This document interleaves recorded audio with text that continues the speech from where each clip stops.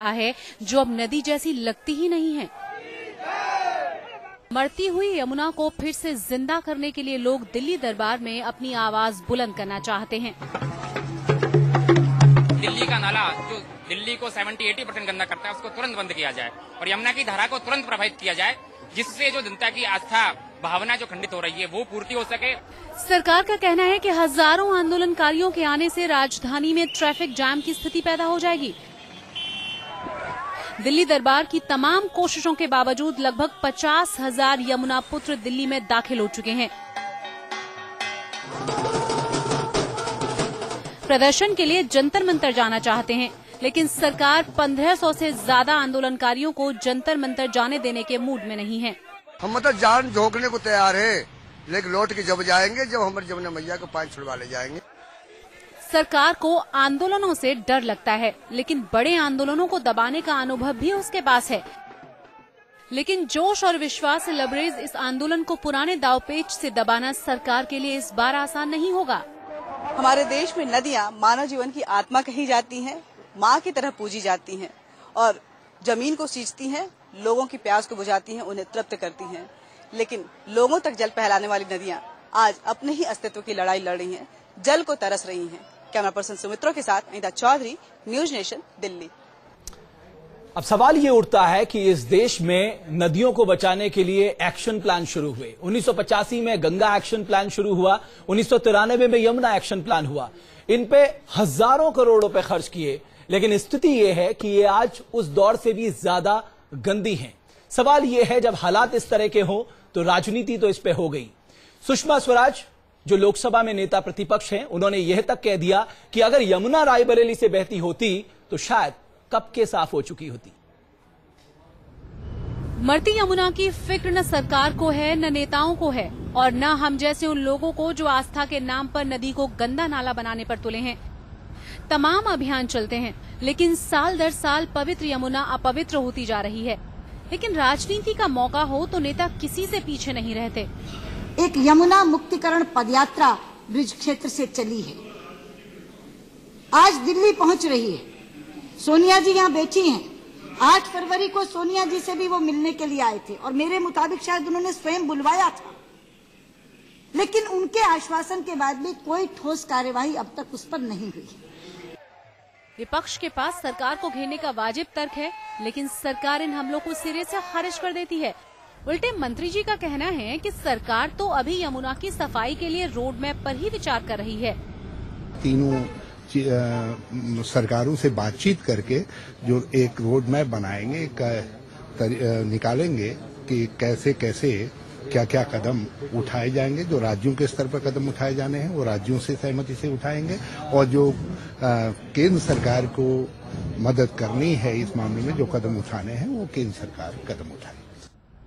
नदी को किसी सरहद में तो नहीं बांटा जा सकता, लेकिन नेता चाहें तो किसी को भी सियासी लक्ष्मण रेखा के दायरे में ला सकते हैं। में जब मेरे नेतृत्व में सरकार चल रही थी तो एज ए मुख्यमंत्री की हैसियत से तो इस मामले को लेकर मैंने कई बार माननीय प्रधानमंत्री जी से बात की थी कि भाई इसके लिए आप कोई स्पेशल आप कमेटी बनाएं। आंदोलनकारी सरकार से पूछ रहे हैं कि जब शिप्रा और साबरमती को नर्मदा से जोड़कर उनको नया जीवन दिया जा सकता है, तो फिर यमुना को नया जीवन देने में सरकार बेबस क्यों नजर आती है? आखिर ये इतना मुश्किल काम भी तो नहीं। जब लंदन की थेम्स को साफ कर नई शक्ल दी जा सकती है, तो फिर यमुना की राह में रुकावट क्या है? Anita Chaudhary, news nation. तो पहले गंगा के नाम पर राजनीति होती रही, अब यमुना के नाम पर राजनीति हो रही है। विनीत राणा जी इस वक्त हमारे साथ मौजूद हैं, विनीत जी से हम बात करेंगे, लेकिन उससे पहले आइए सीधे चलते हैं जो यमुना को बचाने के लिए रैला टाइप एक तरह से आ चुका है पूरे दिल्ली में, और वहां क्या क्या हो रहा है वहां पर हमारे साथ मौजूद हैं अनीता चौधरी, हमारी संवाददाता। अनीता, ये बताइए कि आपके साथ जबरदस्त भीड़ भी है लोगों की, क्या विचार है इन लोगों का, क्या करना चाहते हैं? क्या सिर्फ रैली करने से यमुना की गंदगी साफ हो जाएगी? सरकार का ध्यान यमुना की गंदगी की तरफ चला जाएगा? क्या करना चाहते हैं लोग? जी, ये लोग एक्चुअली इन लोगों का आने का प्रोग्राम जो था अजय वो कल ही था, लेकिन सरकार जो है इनको बरकरार ही है। उनका कहना है कि आप रामलीला मैदान आए, लेकिन रामलीला मैदान में भी आप लोग जितने बड़े जत्थे के साथ आ रहे हैं वहाँ भी वो इंतजामात नहीं हो सकते हैं। और आज इन लोगों को यहाँ अली गांव में सरकार ने रुकवाया है और इनका जो कहना है, आइए इन्हीं से बात करते हैं। हमारे साथ यहाँ पे जो यहाँ इस पूरे रैली का जो स्वास्थ्य विभाग देख रहे हैं वो मृदुल जी वो भी मौजूद है और यहाँ के जो इस पूरे राष्ट्रीय जो यमुना बचाओ दल के जो महामंत्री हैं वो भी हमारे साथ हैं। सर, क्या चाहते हैं आप लोग? क्या मुहिम है ये? सिर्फ रैली करना चाहते हैं या इसको क्या अंजाम देना चाहते हैं? हम लोगों की मुहिम ये है कि हम लोग वहाँ से 1 तारीख को चले हैं और 2 साल से हमारा ये आंदोलन चल रहा है यमुना मुक्ति का। हमारे ब्रज में होके और संगम तक ये यमुना माँ बहती है और यहाँ यमुनोत्री से 200 किलोमीटर दूरी पे हथनी कुंड पर पूरी तरह से इसको रोक दिया गया है। हमारे ब्रज में और संगम पे इसका बहुत बड़ा महत्व है। ये यमराज की बहन है यमुनोत्री और सूर्य की पुत्री है। हमारे यमद्वितीया पे करोड़ों लोग इसमें स्नान करते हैं और इसका बहुत बड़ा हमारे ब्रज में महत्व है। लेकिन हम लोगों ने जरा ये पूछिए कि मान लीजिए सरकार इनको कोई आश्वासन देती है तो ये क्या वापस लौट जाएंगे या इस बार आर पार की लड़ाई के बूट पे आए हैं? अनीता, जरा ये सवाल पूछिए कि इस बार ये आर पार की लड़ाई के बूट पे आए हैं? इस आर पार की लड़ाई के बीच का क्या कोई रास्ता अगर दिखाया जाए तो वो क्या है, ये बता। पहले आज से 2 वर्ष पहले बाबा जयकृष्ण दास ने इनको रास्ता सुझाया था। बाबा जयकृष्ण दास ने कहा कि हमें थोड़ा सा जल दे दिया जाए।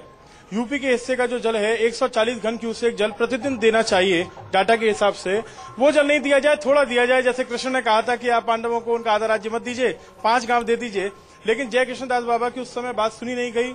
जंतर मंतर से केवल आश्वासन देकर इनको लौटाया गया, आज तक जल नहीं लौटा।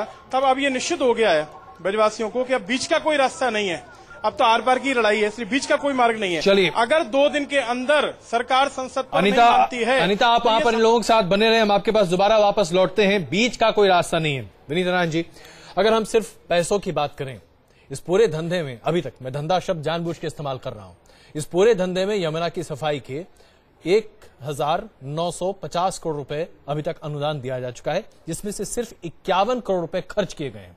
तमाम सीवेज ट्रीटमेंट प्लांट्स की बात की गई, उसका अभी तक कार्यान्वयन तो छोड़ दीजिए, अभी भी तमाम सीवेज उसी तरीके से बिना ट्रीटमेंट किए हुए यमुना में जा रहा है। क्या वाकई में सरकारें, चाहे हरियाणा की हो, चाहे दिल्ली की हो या उत्तर प्रदेश की हो, जरा सी भी संजीदा है यमुना की सफाई को लेकर? सिर्फ यमुना ही नहीं, देश की सभी नदियों का ये हाल है। मध्य प्रदेश की कुछ नॉर्थ ईस्ट की 2-4 नदियों को छोड़ दीजिए तो सब नाले में तब्दील हो चुकी है। और कारण ये है कि जो हमारा केंद्रीय प्रदूषण नियंत्रण बोर्ड है वो अपनी ड्यूटी ठीक से अंजाम नहीं देता। आप दिल्ली से लेकर फरीदाबाद और यमुना के किनारे जितने भी कारखाने हैं उनसे औद्योगिक कचरा सीधा यमुना में जाता है। कानून के तहत उनको प्रदूषण मुक्त संयंत्र लगाकर शुद्ध जल भेजना चाहिए, सर्टिफिकेट भी मिलता है इसका। लेकिन अब आप देखिए, आज लोहा 50 रुपए किलो है। 1 किलो लोहा को तैयार करने के लिए जो पानी प्रदूषित होता है उसको शुद्ध करने के लिए 200 रुपए खर्च होंगे। अगर वो प्लांट लगाते हैं तो 250 रुपए किलो लोहा बिकेगा। इसी तरह बिल्डिंग मटेरियल, केमिकल उद्योग, टेक्सटाइल उद्योग, दूसरे उद्योग, ये सारे कारखाने जो हैं फरीदाबाद में, दिल्ली में और पूरे यमुना किनारे, ये प्रदूषण नियंत्रण का कोई संयंत्र नहीं। लेकिन ये जो सेंटर पोल्यूशन कंट्रोल बोर्ड है, स्टेट पोल्यूशन कंट्रोल बोर्ड है, ये क्या कर रहे हैं फिर? यही तो मैं कहना चाह रहा हूं कि ये भ्रष्टाचार के भेंट चढ़ जाता है और सारा औद्योगिक कचरा सीधा यमुना में जाता है। अब अगर हमारा 100 क्यूसेक या 150 क्यूसेक या 200 क्यूसेक हथनी बैराज से जल छोड़ भी दिया जाए तो वो जल कैसे साफ होगा, कैसे रहेगा इतनी गंदगी के बीच में? आज दिल्ली 70% प्रदूषण यमुना को दे रही है। 18 बड़े नाले यमुना में दिल्ली के गिर रहे हैं और सीवरेज डिस्पोजल ही नहीं।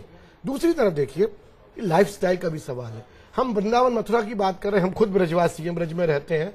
हमारे आश्रमों में थर्मोकॉल की प्लेटें, प्लास्टिक की बोतलें, प्लास्टिक के लिफाफे, प्लास्टिक ग्लास भंडारों में भारी तादाद में यूज होते हैं। मैंने कई बार यमुना पैदल पार की है। 2 मीटर यमुना के तल में प्लास्टिक कचरा जमा पड़ा है जो न जमीन को सांस लेने देता है, न एक्वाफायर्स को खोलने देता है, न पानी के आदान प्रदान को होने देता है। नहीं तो इतने हजारों विनीत जी, हम लोग सब ये समस्या जानते हैं, अगर बुरा न माने, माफ कीजिएगा, ये समस्या आज से नहीं है। ये समस्या कम से कम पिछले 20 सालों से दिल्ली और उसके आसपास के इलाकों में है।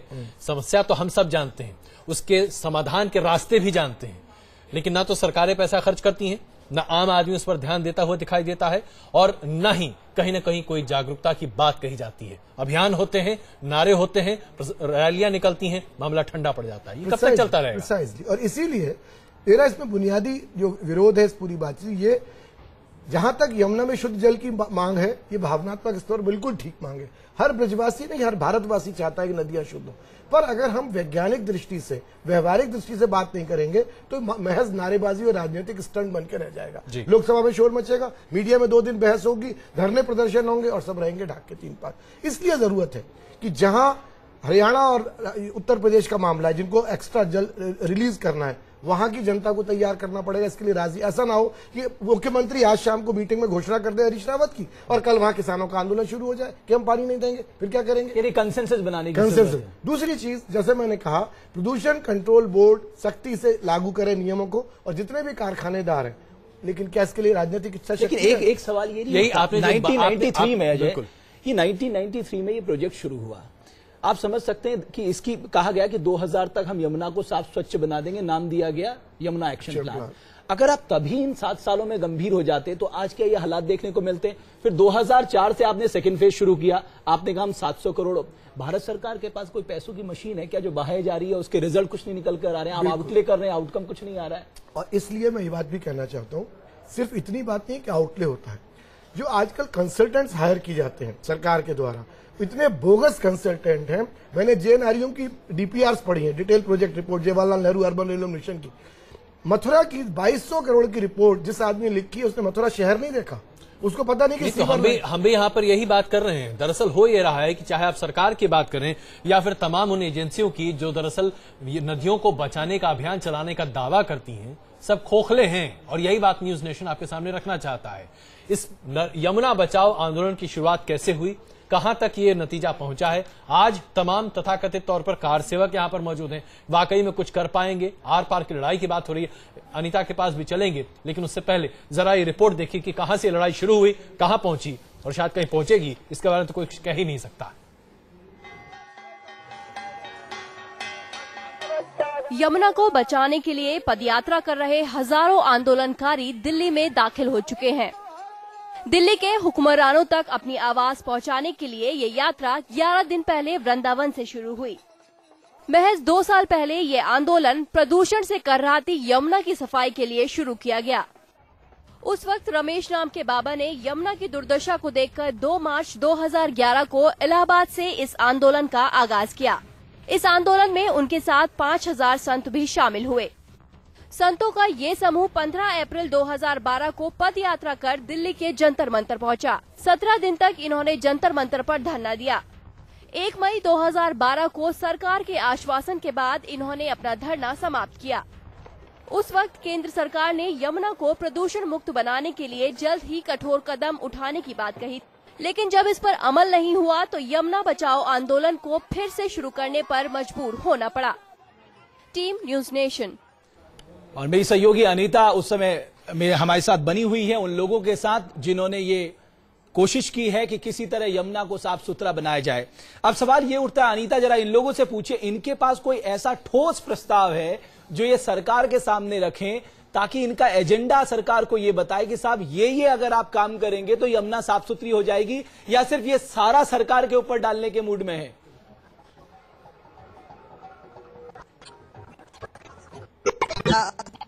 ये लोग जो कहना है ऐसा लगता है कि अनीता के साथ कुछ तकनीकी दिक्कत है, उनसे हम दोबारा संपर्क साधने की कोशिश करेंगे। विनीत जी, जो स्थिति बनती हुई दिख रही है, जाहिर सी बात है, अब इसका रास्ता क्या है? हम लोग सब समस्या के बारे में बात करते हैं, हम लोग सब सरकारी पैसे का व्यय अपव्यय दोनों की बात करते हैं, रास्ता कोई है या हम लोग मान लें कि बस ऐसा ही होता रहे? रास्ता है, जैसे टेम्स नदी की बात हो रही है, चेन्नई में भी ड्रेजिंग करी गई है, नदी को साफ किया गया है। यमुना को लेकर देखिए, सबसे बड़ी बात यह है कि पहाड़ों में जो कैचमेंट एरिया था वो श्रिंक हो गया है, पेड़ काट दिए गए, पहाड़ तोड़ दिए गए, तो उसको ठीक करने के लिए हमको इको टास्क फोर्स को लेना पड़ेगा, जो एक डिफेंस का एडिशनल विंग है। और आपको ध्यान होगा, देहरादून की चूने की खानों ने पूरे पहाड़ नष्ट कर दिए थे, चूने के धुएं देहरादून की वैली में उड़ा करते थे, आज वो हरे भरे जंगल है और जंगली जानवर डोल रहे। हम यमुना के कैचमेंट एरिया को ठीक करें जिससे नमी बढ़े, वर्षा बढ़े, बर्फ बढ़े और यमुना में जल का मात्रा बढ़े। दूसरी चीज, यमुनोत्री से लेकर इलाहाबाद तक यमुना के किनारे जितने गांव, कस्बे, शहर, कारखाने, इन सब को ये सोचना होगा कि हम दूसरे पर उंगली उठाने से पहले अपना आचरण ठीक करें। नगर पालिकाएं अगर डिफंक्ट है, दिवालियां हैं, मैं ब्रज की बात करता हूं, ब्रज में करोड़ों रुपया लोग 56 भोग, भंडारे, उत्सवों में खर्च कर देते हैं। क्या किसी धर्माचार्य ने कभी किसी सेठ से कहा कि हमारा जो सीवरेज ट्रीटमेंट प्लांट है वृंदावन में खराब पड़ा है, म्युनिसिपैलिटी पर पैसा नहीं, इसको आके चलवा दो? अनीता को पास वो सवाल लेके चलते हैं। अनीता, जरा आप इन लोगों से पूछिए, इनके पास कोई ठोस